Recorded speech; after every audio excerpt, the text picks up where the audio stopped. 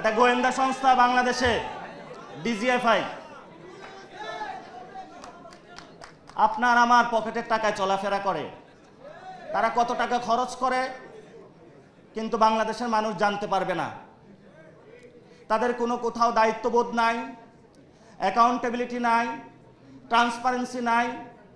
তাদের একটাই কাজ, মানুষকে ভীতি প্রদর্শন করে যে কিছু বলবি আয়নাগরে নিয়ে আসব। আর আপনার আয়নাগর তো আমরা ভেঙে দিয়েছি।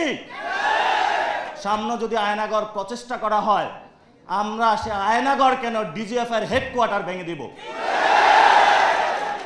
যথেষ্ট সহ্য করেছি, যথেষ্ট সহ্য করেছি।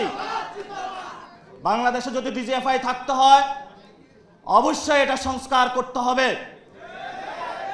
যদি সংস্কার করতে না পারেন, ট্যাক্সের টাকা নিয়ে যদি গুলিতাক করেন বাংলাদেশের মানুষের প্রতি, 18 কোটি মানুষ এখনো ঘুমায় নাই। কয়টা অস্ত্র ত্যাগ করবেন? কয়জনকে মারবেন? মৃত্যু মেনে নিয়েছি, মৃত্যু হয়ে গিয়েছে। এখন যতবার মারবেন ততবার আমাদের পুনর্জন্ম হবে আবু সাঈদ হয়ে।